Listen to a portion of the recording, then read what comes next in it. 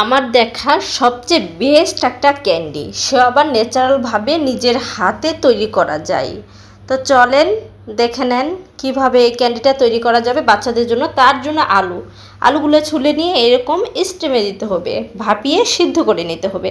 এখন এখানে রসুন কুচি, পেঁয়াজ কুচি, তারপরে পেঁয়াজ পাতা, সাদা তিল, কতগুলো চিলি ফ্লেক্স, সস, গরম তেল সব দিয়ে, চিনি, লবণ সব কিছু দিয়ে একটা সস বানিয়ে নেওয়া হয়েছে।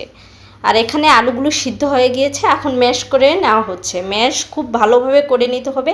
কিছুটা ময়দা দিয়ে একটা ডো বানিয়ে নেওয়া হলে রেস্টে রেখে এখন গোল গোল বল বানিয়ে নেওয়া হচ্ছে। বলগুলোকে এখন গরম পানিতে একটু ভাপিয়ে নেওয়া হচ্ছে। দেখেন এভাবে নেড়ে চেড়ে যেন একটার সাথে আরেকটা না লেগে যায়।